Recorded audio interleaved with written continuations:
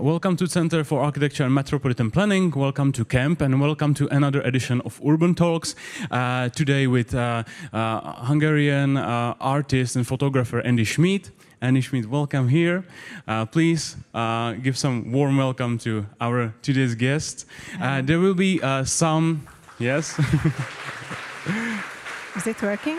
Yeah. There will be some space for your questions, even if you are watching us on your laptop or mobile phone, you will have a chance to ask a questions. Use slido.com with hashtag #CampuOnline. You will be able to reach me here on my tablet.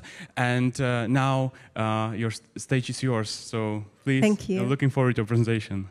Hi everyone, I'm going to start with a video just to get you in the mood.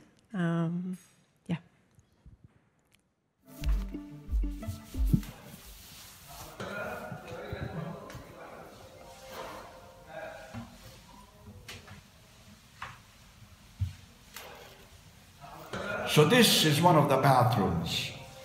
Oh wow, who was the interior designer? Dechberoucí.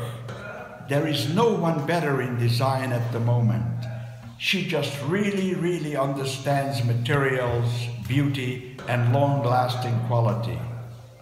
This is a 22-inch single marble piece sink. The marble is Siberian, which is now the best on the market. Much more valuable than any Italian marble.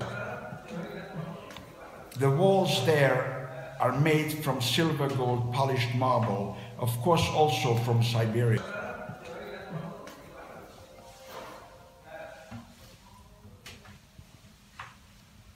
Sit down, Gabriella. It really is a moment for you, a moment of decision. I can't emphasize enough that this apartment is just unbelievable. You will feel, Gabriella, it is like going on a journey from the sidewalks of 19th century old New York to the sidewalks of Florence and ending up back in New York again in the 21st century. I actually might just prefer the 21st century. So this is really your place, Gabriella. Just look around for a second. Imagine I am not here. Imagine your daughter running around saying words in Hungarian. Imagine her coloring books and smiling. Imagine she would grow up in this apartment. What a wonderful childhood she would have. Imagine the smell of your favorite food going through the apartment from the kitchen to the dining room. Perhaps a goulash. Your maid will be getting ready with dinner while you're just having one of the finest champagnes in a soaking tub with your husband. Imagine waking up every morning to these views. Gabriella, I really see you living here. You don't have to try to convince me, Edward. I love it here so much. I'm so happy you feel this way, Gabriella. I know how it is. Just tell your husband every morning and every evening that this is really where you want to be. He loves you and he wants you to be happy. I'm sure he will not say no to you if you let him know this is really your first choice. Thank you, Edward.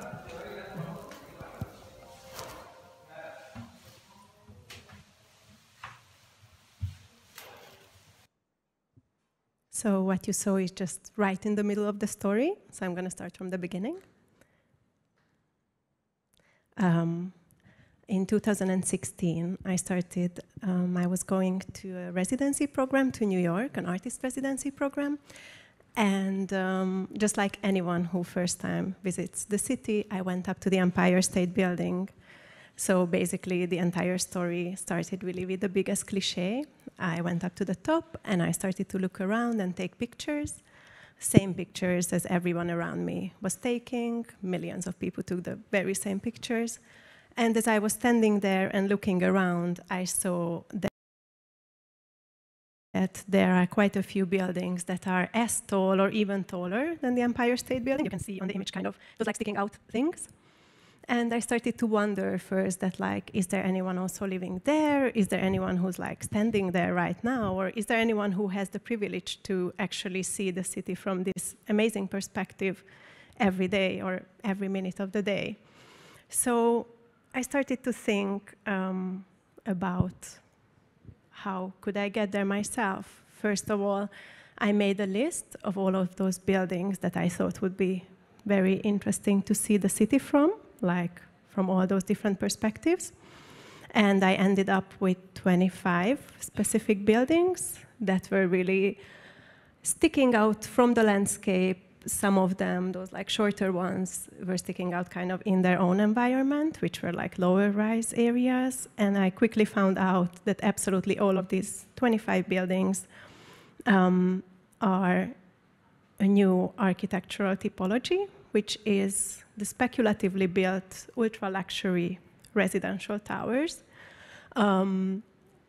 Basically, everything that you see on the landscape and is sticking out so much was built in the last decade. So it really radically changed the landscape of New York. So as I was wondering, like, okay, but how could I get into these buildings? Because I obviously had no friends in those places. Actually, some of them were still under construction. So thinking about it further, I found that my actual only way to get in there is to pretend to be a flat-hunting Hungarian billionaire. And basically with that, the doors opened immediately. So I started to look at real estate advertisements, and I started to call up the agencies.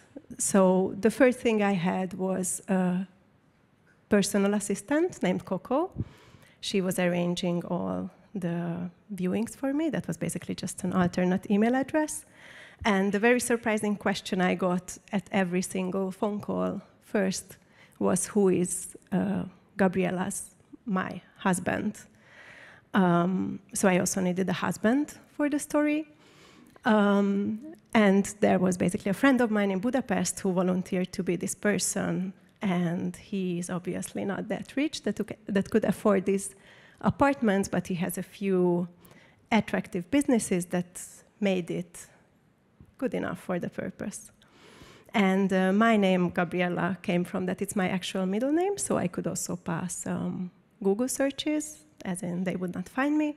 And I would also pass passport checks, which did not happen very often, to be honest.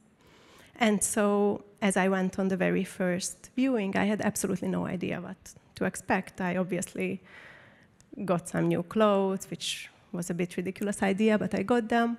I had this magazine titled Luxury Listing sticking out from my bag. And I had my nails done, and I was really opting for kind of like a sophisticated art lover billionaire type. And it kind of worked. First, I thought it really looks like a caricature of a rich woman, especially when I was like coming out from my Brooklyn basement apartment, going to the subway. But as soon as I got to Manhattan and got in a cab for the last 100 meters, it was all good. And so on the very first viewing, I was really nervous about what they're going to ask me. Are they going to find out that I'm no one? And the interesting thing was, like, obviously they didn't find out, but that because I didn't really prepare who Gabriella should be, so the entire personality came by the guidance of the agent's questions. So they would ask me, do you have a chef? So I would say yes. And from that point on, Gabriella had a chef. Or do you have a nanny? Yes. So from that point on, I had a nanny. And all these questions, some of them were very much more specific, like, how do we divide the roles in the house with my husband? So whatever came to my mind first, that's what Gabriella became. And so first, in the under construction properties, they basically take you to a sales gallery, which is a very, very interesting space. It's kind of like locked out from the outside. It's usually street level, but you cannot see the street. There's all the windows blocked, and they build a one-to-one scale apartment So you see the finishes, you see how the apartment will look like, you even have a sticker of the view on the window, which is also not a real window. And then they sit you down and show you, next to some dried mangoes and San Pellegrino, the views of the potential apartments, and they discuss with you all the details of what size of apartment you want, and they have very nice small talks with you about if you want to have your child in a private school or not, and if you say you want to have your child in a public school, they're going to look at you as a very democratic billionaire. And so from then, they also give you like a really big bag of real estate brochures and real estate materials, which become really frustrating at the point when I see all these images, and they are always like depicting these real estates in a perfect condition, like always like greenery outside, perfect sunshine, a summer afternoon, sometimes sunset, but always perfect. And since my goal was to photograph all those alternative best views of New York, it was really frustrating when I went up and I was just inside the cloud. Because obviously when there's like a rainy, foggy weather up there in the penthouses, you're just inside the cloud.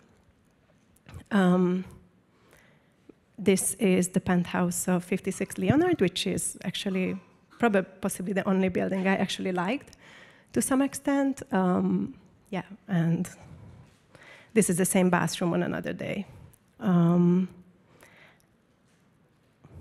so as I was going through all these viewings, I found more and more strange things about this entire universe. Obviously, these kind of things, but some of them were like the kind of questions the agent asked really informed me about how this entire universe works. So for example, when they knew that I used to live in New York, or Gabriella used to live in New York, and they would ask me, have you ever gone with the metro? This was like a really telling question, and there were a lot of these telling questions which interested me a lot. And so as I was going on, there were just like more and more of these kind of issues that came up.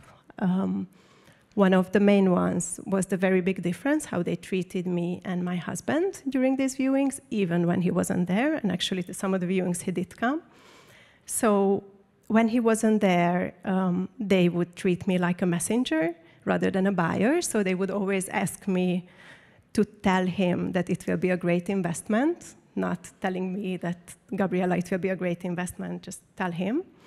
And to me, they would just try to emotionally convince me about how great this apartment is, just like what you saw in the video, that you should imagine how wonderful your childhood will be and all of that. And it was somehow even more obvious when Zoltán, on the left, my husband, came with me, because then to me, they would only show like, oh, here is the kitchen, and they would make some jokes about the huge wardrobe walk-in closets, if all my clothes would fit in there. But to him, they would take him away, and they would whisper with him about the financial matters. And whereas to me, they would sell the views as something that would make my life wonderful, to him, the views were also just a matter of the real estate keeping its value. But after going a bit deeper into kind of just like researching data, it was very obvious why it is. So it's not really the agent's fault, it's really just kind of how this universe works. So currently 90% of the billionaires are men, and 85% of the so-called ultra-high net worth individuals are men. They are people who have a net worth of over 30 million US dollars, so basically the buyers of these apartments. And so during all the viewings, what I noticed, especially because I was doing this project throughout like a 4 years period, so it was like stronger and stronger how the time was passing, since it's a new phenomenon, is how there was like a huge race in offering and promising bigger and bigger things. So, for example, in 2016, in one of the buildings, they told me that the chef of the private restaurant of the building is a Michelin-starred chef, And in 2020, in another building, they told me that the chef will be every 3 months a different Michelin star chef. And basically in 2016 was kind of when the market peaked, so they were really selling just off floor plans. And in 2020 and now, they are really struggling to sell. So there are just like more and more things that they are trying to offer to people, which is still not selling. And so then I started to kind of go after how could it actually happen and how these buildings came up and so visibly sticking out of the landscape compared to the rest of the city. So what I found that it's basically all due to the New York zoning laws, which is regulation system that was first founded in 1916, so over 100 years ago, when they built the Equitable building, which was a really big building with a massive shadow, and people started to protest against it, and they tried to regulate shadows at that point. So they made a full map of New York with every single lot on it, with a regulation of how tall people can build on every single lot. But since then, they updated this system a bit in the 60s, and since the 60s, they did not update it at all. So it's a really outdated system, or regulatory system, which led to that basically you can buy the unused so-called air rights. So if there's a building which could be 6 floors, but they only built 2 floors, you can buy those remaining 4 floors of it, and you can add it to your own building. So what these buildings did is that they bought entire neighborhoods of air rights with like a small loophole, and that's how they got so big. Then they also have a so-called structural void deduction and mechanical floor deduction, which is really interesting. It's basically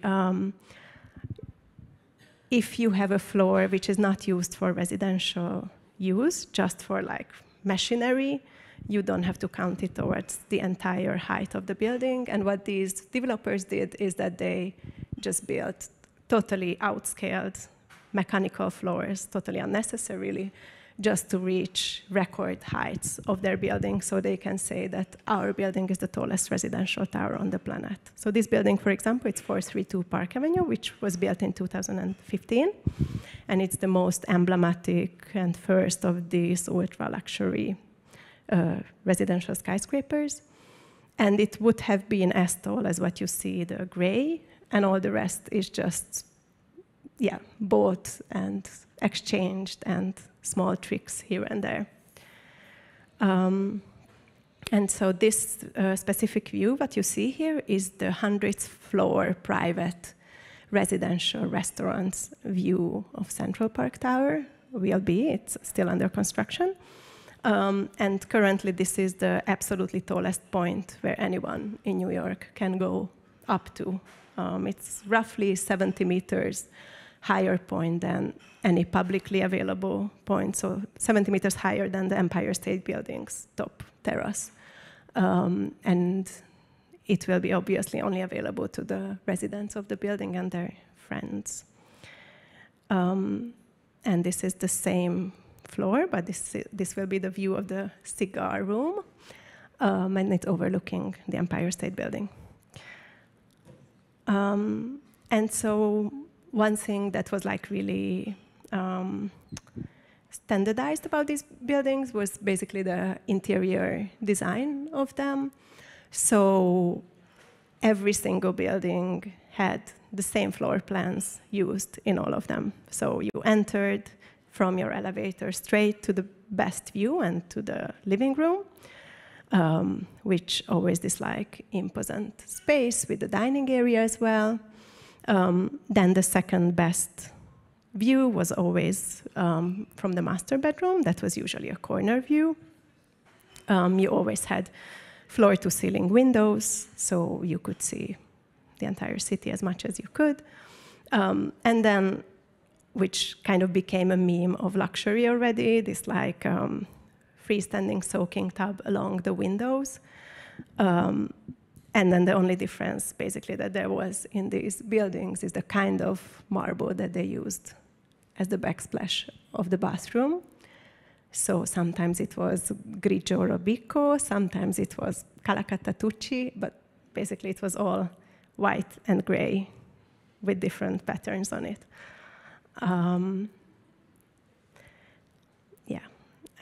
This is 432 Park Avenue.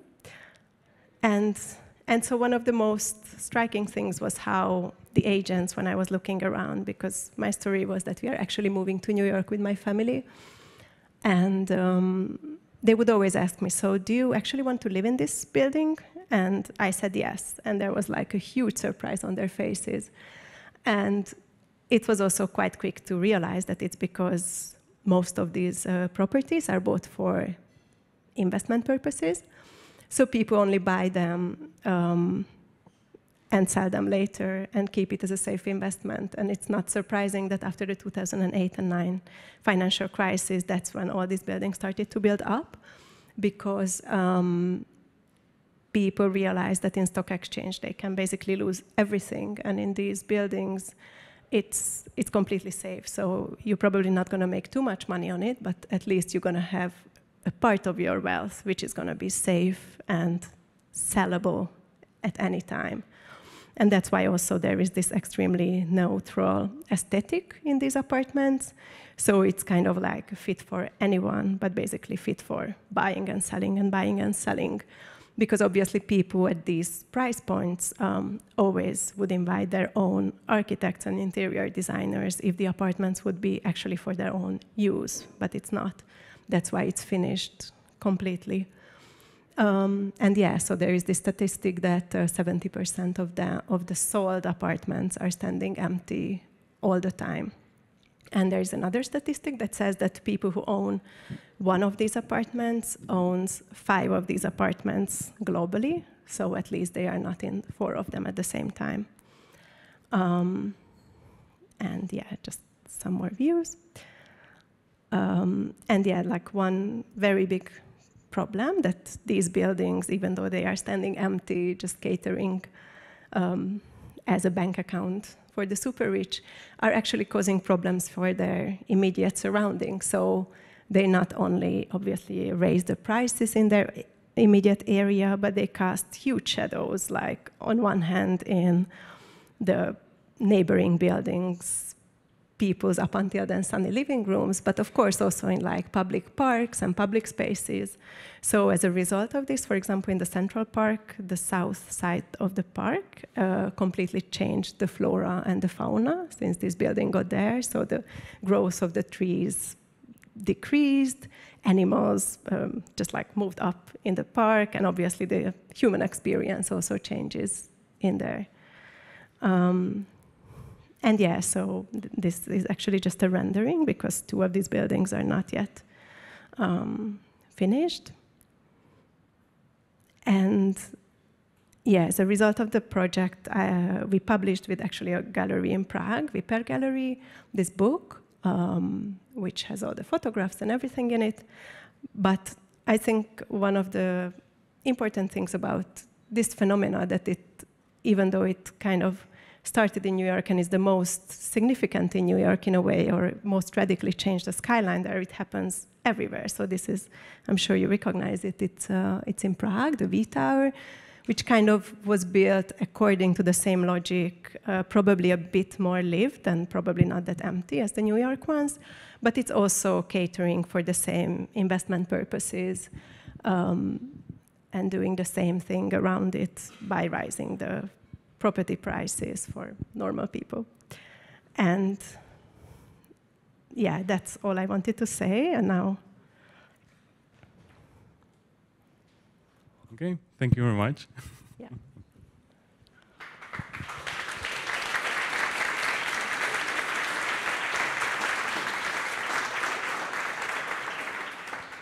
Well, I was surprised by those questions from the real estate agents. I've never met any billionaire since I met you.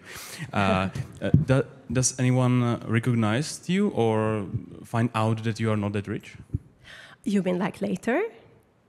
Yes, or during the presentation. During the viewings, no, never. After that, of course, I got like many emails from agents, and They were somehow strangely all positive. I don't understand why, but they were. There is one question on chat. Did you get into any legal trouble by publishing any of the photos or videos from these properties? Almost. No, at the end not. I got a legal PDF from one architecture offices, the one who designed 432 Park Avenue. But by the time I was trying to open the PDF, it said that it was removed. So I don't know what was in it. Okay. Do you have any questions? We have my colleague here with microphone. Yeah, does anyone? No. I remember from the article one good keyword that it's global currency. That these luxury buildings are global currency. I mean, it's basically like the strange thing about them that they are completely modifying architecture itself as well, because they are just making architecture an instrument of global finances. And so that's why they are so neutral aesthetic, and the only reason they exist is to keep it as a currency, to be as exchangeable as possible, and not really living. You mentioned, or you had on slide, that they are from 70% empty. Yes. Does it mean empty or sold? No, it means, so 70% of the already sold properties are standing empty all the time.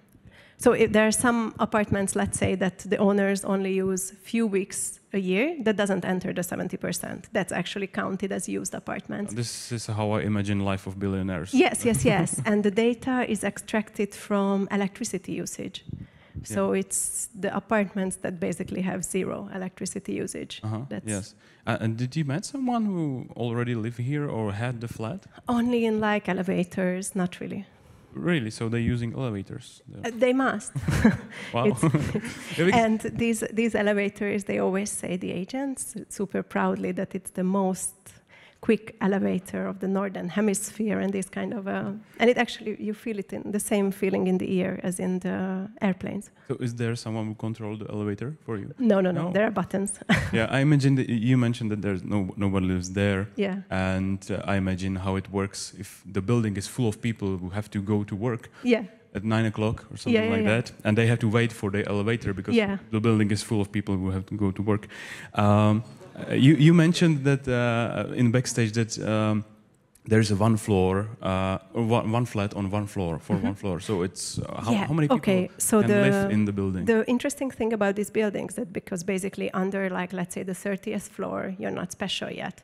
So under the 30th floors, there are no apartments at all. There are like these are all only residential buildings, so there's no offices or nothing else in the buildings. Like in some of them, there's like the swimming pool and the restaurant and all these kind of things, and the building management, plus all these like mechanical floors that makes the building kind of artificially taller are under 30th floor.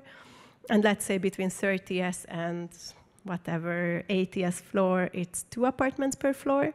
And on the top floors, it's just 1 apartment. So you have the 360 degrees views. And that's why actually these buildings have to be so thin. Because if they are so thin, it's possible to have only 1 apartment on a floor. Whereas like in a normal building, like Empire State Building, I don't know, there would be 25 apartments on 1 floor. And the roof is cheaper, so... Exactly. Are there any garages? Yes, of course. Yeah. Basically, like, you don't even see people going in there because they go with the chauffeur, go under, and they just enter the apartment. One of my questions, if you can stand on the street and watch who lives there. There's a question. Sorry. Mistake. Yeah, there another question. What did this experience bring to you personally? I think it just like really made me more aware of like it's a strange thing because like I think inequality usually is portrayed from the bottom in the sense that it's portrayed through, I don't know, showing homelessness or showing poor people. But I think when you show or see this like most extreme wealth that exists, it somehow, to me at least, it makes me more aware of inequality. Because I think there's less difference between me and a homeless person financially than between me and someone living here. So it just made me more aware of like, how is it even possible? I don't know, like, really. Okay, do you have any questions? Yes, so first here, please. Welcome to camp. Hi, my question is also related to the question before. How did you feel when, like, they spoke to you, like not directly, but they always spoke to your husband? So how did you feel about that? I mean, it was really cringy. I don't know. It really like made my stomach like, whoa, what's happening right here? It's a really weird feeling because I couldn't really get out of the role, so I had to pretend, okay, it's normal, it's natural. I guess that's what they do with other billionaires as well. So I kind of just like tried to react to everything I see, but it made me feel really weird. Of course, I'm not treated like this usually. Thanks God. When they asked you where you live on Manhattan, what did you say? I said that my sister lives in Manhattan and we are staying at her place. Yeah, and did they ask where? Because we always that's a said, difficult question. If you're a billionaire, you have to know where to live. And we always said like a random corner. Yeah, okay. There was another question. Please raise your hand. Yeah. Hi, I would like to ask you, did you get the question how you will pay for the apartment? How you will financing the?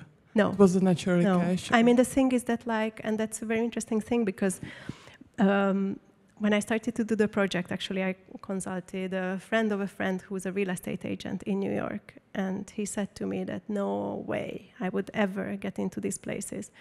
And also like many friends from New York, like my kind of people, they told me that it's impossible because they do credit checks even at their level of like viewing up normal apartments. But the thing is, which both this real estate agent didn't know and both those like normal people didn't know, that at this extreme high range of the market, they do not do any checks because basically no real billionaire would ever be like, hey, here is my bank account details, or this is what's on my account. So they just don't ask that, which is like really strange that, yeah. On much lower levels, they ask it, and at this level, they don't ask anything. They kind of assume. They do a little Google search, so they did check, actually, my husband quite detailed. Very often when I went to viewings, they would tell me details of interviews they read with him. 15 years ago, he was an antiquarian in the story, and he actually is an antiquarian. So they quoted articles with him that what he said about a medieval manuscript 15 years ago, the agents. So they really went after that, and from the point on that they kind of let me through or believed it, we actually have that kind of money, they didn't ask further questions. Thank you. Thank you. Another question there. Hello, and thank you. I was just wondering, what was your primary purpose to create this project? If it was like the artistic purpose, or you were just curious, or you were kind of thinking that these kind of buildings could be a problem, and you wanted to explore it more? Okay, so I think my very first instinct was that I just want to see the Central Park from above. And there's no public viewing points that you can see it from. And then I realized that, oh, all of these buildings are right next to the Central Park, so it started with that. And then it kind of went on with like realizing that actually these absolutely best views of New York are all private views. So then it kind of like became this thing of like, okay, I want to take pictures of these views that people cannot really experience in the city, like citizens of the city. And then as this was my primary driving force, I kind of encountered this entire phenomena of how problematic these real estates actually are. And then I went after that. So it was like shifting and changing all the time. What's my goal with it? But ultimately, I think like after everything, my goal is to expose as much of this, in my opinion, very problematic universe as I can. Because actually, not many people can get in here. You mentioned for New Yorker that you can imagine 99% of people hate those buildings. Yeah. What do your friends in New York think about it? Because my friends say that they are unnecessary. They are cool. When there was 432 Park Avenue, it was cool, but now there's too many of them. What do your friends think, and what ordinary New My Yorkers? friends really, really hate them. for example, this specific journalist from the New Yorker, he told me that he, for years, wanted to write about these buildings, and he actually started with his journalistic methods, try to access these buildings. Went up to first to the developer if he can get in, then went up to real estate agencies if he can get in because he wants to write about it, then went up to the building, and he always got this very polite email answer that we can send you the marketing material and pictures you can use, but you cannot go in, unfortunately. So my experience is that people really, at least in my surroundings, passionately hate them. There were some jokes in New Yorker about those buildings, so maybe it's a topic. Yeah. Another question? Anyone? Yes, there, in the back. Thank you. Hello, nice evening. I have 3 questions. One is if you negotiated about the price, if you go to that level. Second question is if your assistant was you or if it was extra person. And third question is if you can tell us about your cooperation with the Viper Gallery. And Sure. So to answer the first question, I never got to actually myself proposing different prices, but the real estate agents themselves started to negotiate the price down very often. So I went to see an apartment, I left, and then I kept on getting emails of actually, it could be 2 million less. And 3 days later, it even can be 5 million less. And so it was kind of they were negotiating the price down. I never said of any apartment that I'm thinking about it in any serious way. And yeah, to the second question, so my assistant, she was named Coco, and she was just an alternate email address of mine. There was actually one instance when we went to a building. My husband was with me at that specific occasion, and the agents asked me something, and I didn't know the answer, and they said, oh, surely Coco will know, let me call her. And I realized that Coco's phone is in my bag. So I managed to put it on silence on time, and I told the agent that I think she's sleeping because she's in Europe. But yeah, so it was me. And another was about Viper Gallery. Yeah. And and with Viper Gallery, they published my book. Viper Gallery, I don't know, I guess most of you probably know it. It's a gallery in Prague, which kind of focuses on the edge of architecture and art. And I just seeked out to Irena, one of the founders and managers and curators of Viper Gallery, if she wants to do this book with me. And she used to live in New York, and has a twisted mind. And she said, of course. So that's how we started to work together. And it was a really, really good experience for me. There's another question. Have you thought about doing a similar project in another city, or is that impossible now because your identity has been blown? It's not because the identity has been blown. It has been blown, of course, but I think it wouldn't be interesting for me, or I think it's kind of the same everywhere, this phenomena. And I think that New York is really kind of just the most extreme version of it. So it's not that interesting to see less extreme versions of it. I actually went to one apartment in Budapest, which is kind of like your V Tower.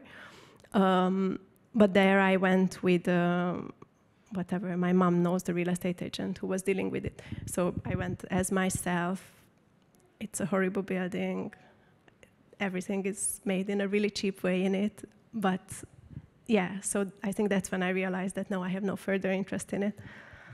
Maybe Gabriella wants to buy a luxury yacht or island or something like that. Actually, there was one specific building where, because as the kind of market was slowing down and they were more and more unable to sell these apartments, they really started to offer more and more outrageous stuff. So there was one apartment in 2020 when I went to see the penthouse floor, and the agent told me that if we would buy it, we would get a yacht as a present with the apartment. So it's kind of like 2 in 1. You don't even have to buy the yacht. Well, and are those prices of these buildings or these apartments much higher than those in London, for example? I don't know if projects like this are in London right now. To be honest, I didn't check really like London prices. I think the thing with London that the height, as in most European countries, is much more regulated. So you really only have the Shard, which is one specific tall building, but it's more like an office building. And then you don't really have more buildings which are like this. It's kind of like a huge panel house, just luxury. Yeah. Do you have any questions? Another question? Yes, there. Sorry. Thank you. I'm curious whether there was ever a situation when you didn't have an answer for a question, like let's say they ask you for your personal architect or chef or something, and you didn't know names or anything. Yes, very good question. I like very first viewing, I was in a dress from COS, and this woman, and in a necklace and everything, and the woman asked me like, wow, who is the designer of your necklace? And I cannot say COS. So I said immediately, Hungarian designer. And I knew that from that point on, they're not going to ask further because they don't know any Hungarian designers. So from that point on, any kind of designer question was like, okay, Hungarian designer, it's fine. And they did ask a lot of this like gastronomy, like Michelin star chefs and all of that kind of stuff. So to that, I always just answered that I'm not into gastronomy, but my husband Zoltán knows all this stuff. And about wines, there was also a wine agent, was really obsessed with it. Luckily, my husband was there with me at that viewing, and he said something about a Hungarian wine matching with Chinese food. That was kind of enough. But yeah, anything I didn't really know, it was either Hungarian or my husband knows it. Do you think that it works, that you are from Hungary? It really, really, really works. I think my accent really works. I think like everything, because in the States, it's just like, I think Czech Republic would be the same. Yeah. It's kind of just like exotic enough to the extent that they don't know enough about it. Yeah, but they know it's European. We have goulash here. That was it's slightly oligarchy, like that's it. Because when you have a movie, Hollywood movie, when you need a secret billionaire, it's from Russia or somewhere. Yes. Yeah. Could be also from Hungary. I also mentioned in backstage that I found the profile, Instagram profile or TikTok profile with videos from these high-rises. It was made like, okay, I live in this high-rise, look at my life, this is so cool when the elevator broke down or something like that. Do you think it's real, or did you find it? I didn't find it. I'm not sure if it's real. I should see it. But yeah, there's a lot of like very technical problems with these buildings, which actually those like very few people who live in them, especially through the pandemic, when they actually had to be there most of the time, turned out like, for example, one of the things, because like engineering-wise, these buildings are a completely new phenomenon because of the ratio of their width and height. Like, just as an example, the Empire State Building is 1-3 in width and height, and these buildings, like this 111 West 57, is the World Recorder. It's 1-24 width and height ratio, so it's like completely new thing. So because of these novelties, these buildings are basically moving when it's like a big wind, or like there was a hurricane some years ago, and apparently it was like some glasses were breaking. For example, you cannot put a chandelier in the ceiling or anything really in the ceiling because it cannot hold, because it just like moves like this apparently. Then there's also, you cannot open any window in these buildings because the wind would not allow it. And so it also supposes a lot of like, obviously ecological things, like you have to have all the heating and cooling system just internal, so you never can really have fresh air.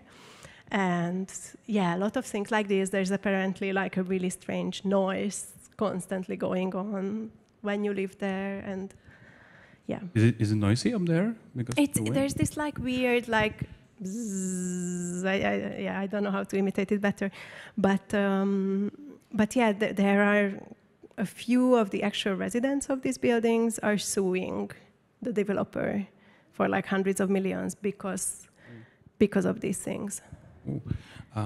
But yeah, it wasn't made for living, so I don't know what these people thought to move in there. Yeah, actually, I found one thing about the 432 Park Avenue. You mentioned that there are the service floors. Yes. But every blue floor is without the windows, and it's because of the wind going around the building. That's called a structural void. What was signed in yellow. It's basically, there it's every 12th floor is completely empty. You only have this like core in the middle where the elevator is going and the pipes are going, but otherwise there's nothing. And that's also this making it taller a bit unnecessarily. Yeah. And were those agents like they tried to explain you that the building is safe? Because many people ask, okay, it can fall down. No, they didn't. I mean, like, I think if they would tell me the building is safe, it would have been the first moment when I would start to think about, oh, maybe it's not safe. So I think they just didn't mention so did you feel these words. I felt safe. Really? No, I didn't feel it's moving. I think it's just like probably an extreme wind or something. Okay. But yeah, apparently those who live there feel it often. There was another following question. It was about the agents. What was it like? No, sorry. Did you? No. Sorry. Yes, this is the question. Sorry. What was it like when you eventually did not buy it? Any further pushes from the agents, or did they want to talk to the husband, or just accepted it? Was it so at the very beginning, there was no Coco yet. So it was just Gabriella calling the agencies. And that's when I decided to have Coco, because they were really pushy. So some of the agents like kept on sending me text messages of, look, this is the night view from here. You would really love it here. I actually have them still on my phone. And they did keep on coming back all the time. And so it was somehow easier to outsource this persona who's getting all these emails, which I don't want to answer. But it's the same as like a normal apartment. There are some super annoying agents, and there are some who are just nice and realize that if you don't want to buy, you're just not going to get back. Okay. Any questions? Yes? I just have one more question. Have you thought about any way this could maybe stop, or is maybe the city of New York doing something about it, or also a second question. I've read that you used a film camera, and is there a special reason why you did that? Okay, so the first question, I think the main reason that these buildings can keep on existing because all these like real estate moguls and real estate lobbies just too powerful, because it's still this like not updated city regulations that allow these buildings to grow up so tall. The only thing they would have to do is update the city regulations of how tall you can go, for example, and then they wouldn't exist anymore.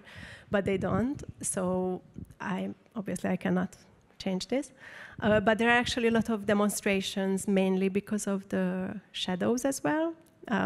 There's a specific organization who every 2 months organize a walk on the so-called Billionaires Row, which is the street with all those sticking out buildings, with like a black umbrella symbolizing that they took away the light from the streets. But it's up to the city itself to change these regulations. And the second question, sorry, what was it? Sorry, can you repeat it? That was about the film camera. Yes. Okay, so I used to take pictures before as well with film camera, and I just really like it. So my original motivation was just like, I don't know, to have it on film. But actually later, the pictures are not great, but later I kind of like had this feeling that it's actually very nice that it's done with this super shitty quality, because it's really the opposite aesthetic as what you always see these apartments in. So I get very often the comment, but these are really shitty pictures. Why did you even bother to take them?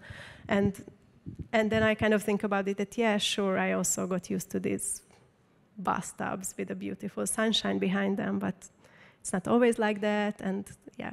Plus, I kind of enjoyed this like moment of taking out this size camera from my pretty little bag every time I had to take a picture for my husband. Okay, thank you. There was another question behind you.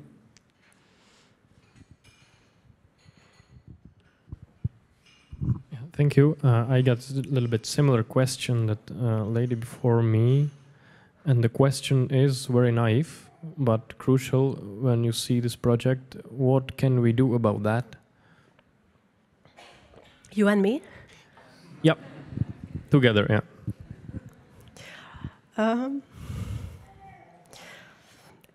Demand change in regulations. I think that's the most you and me can do. Or me, I like my way of doing anything against it is kind of just like exposing this whole phenomena as much as I can. I'm also a bit naive to think it's going to change anything. It's not going to change anything, but that's in my power. Well, another question? Someone? Yes, please. Thank you. I was curious if you maybe heard about a situation, like let's say there are the other buildings that get shadowed by the tall ones, and obviously it causes a drop of the value of these apartments. Do you think that they're maybe able to sue or get compensated by the real estaters, and if they would be even successful? Mm-hmm. Not at all. So in the States, there's absolutely nothing protecting your apartment against shadows or anything cast by anyone else on it. There is, I think Japan is a country where this is actually existing, and you're totally forbidden to build anything which will take away the light from other people's apartments. In New York, absolutely nothing, and this like air right thing that you can buy up the air rights around you is kind of like, besides the fact that then you're going to be able to put floors on your own building, it also protects actually your view, because the buildings next to you from whom you bought all these air rights will not be able to build higher, so they're not going to take away your view and your light, but that's a bit expensive way to protect it. So yeah, there's absolutely nothing those people can do besides moving away, selling it cheaper, and yeah. Well, but we have seen that there is shadow on Central Park and around the Central Park. Only billionaires live there, so it's billionaires' problem. Yeah. So it's okay. They will fight each other, and we will see. Okay. Last question. Anyone? Yes, please. Hello. Last two questions. Be here. I think this is perfect question for the finish. Would you recommend anyone? Oh, it's gonna be one more. Good. Would you recommend for anyone to do their sightseeing tour in different city your way? Sorry, in where? Would you recommend for anyone else to do sightseeing tour this way in different city? To everyone? Yeah. Yeah, I think it's a... I mean, I would only recommend it in ultra-luxury real estate, because I think those agents are just fine. But yeah, of course, why not? Okay, thank you. I've got vacation then, thank you. Okay, so the last question here in the second row.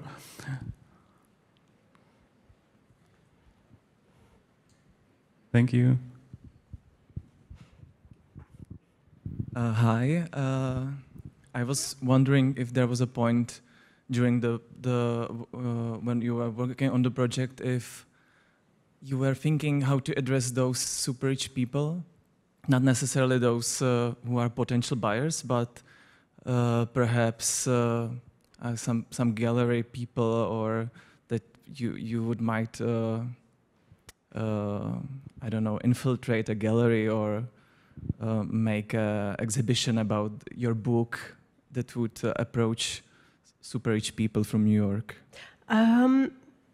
No, I never approached galleries with it. But the funny thing is that because the book itself actually is distributed directly, so through my gallery and through Viper, we see all the addresses that gets the orders from, and almost all of these buildings ordered books already. So that's the only thing that I can say about it getting to ultra rich people. So it's in some of those tables, possibly, already. Okay. But no, I didn't approach any gallery with it. Okay, that's it.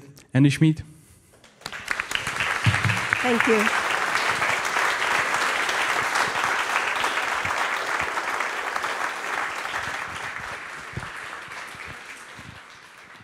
Okay, so thank you very much for joining us tonight. And I have to say that we are going to close camp. We are going to close it on Friday, and we will stay closed until July of 11th. Yeah, 11th of July, something like that. Or 11? Yeah, 11. Yeah. Okay, so we are going to prepare a new exhibition for you about Vltavská Philharmonie. So please join us and enjoy the rest of the evening. Good night.